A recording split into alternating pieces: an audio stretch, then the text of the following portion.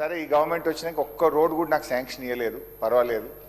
కానీ గతంలో మంజూరైన రోడ్లు అర్ధాంతరంగా ఆగిపోయి మోచేతులోతు గుంతలతో ప్రజలు చాలా ఇబ్బంది పడుతున్నారు, యాక్సిడెంట్లు అవుతున్నారు. గౌరవ మంత్రి గారు నేను దయచేసి మీ ద్వారా కోరుతా ఉన్న అధ్యక్ష, సిద్దిపేట రింగ్ రోడ్డు పనులు 80% పూర్తయింది. ఆ 20% గుంతలమయమైపోయి అందులో ప్రజలు రాత్రిపూట యాక్సిడెంట్లు అయి చనిపోతున్నారు. ఆ రింగ్ రోడ్డు పని పూర్తి చేయాలని కోరుతా ఉన్న అధ్యక్ష.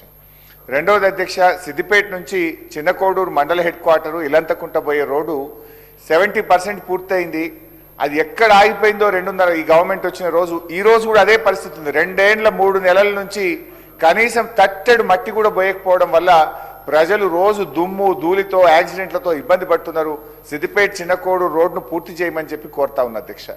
అరే నీ జనగామ పోతాను మట్టి రోడ్లు పక్కకు పోతే సిద్దిపేట పోతానేమో డబల్ రోడ్లు, ఇదేదో నాకు అర్థం కాలే.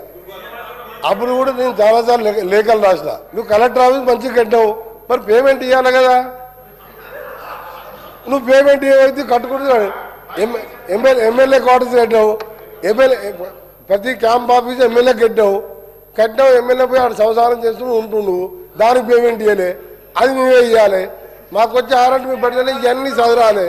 ఇవన్నీ చదువుకుంటా రోడ్లు చేయాలంటే ఏం చేయాలి? పెద్ద ప్లానింగ్ చేసినాం. బై ఏప్రిల్ 10th లోపలనే ఇవన్నీ అగ్రిమెంట్ చేసి వర్క్స్ స్టార్ట్ చేసే విధంగా ప్లానింగ్ చేసుకున్నాం.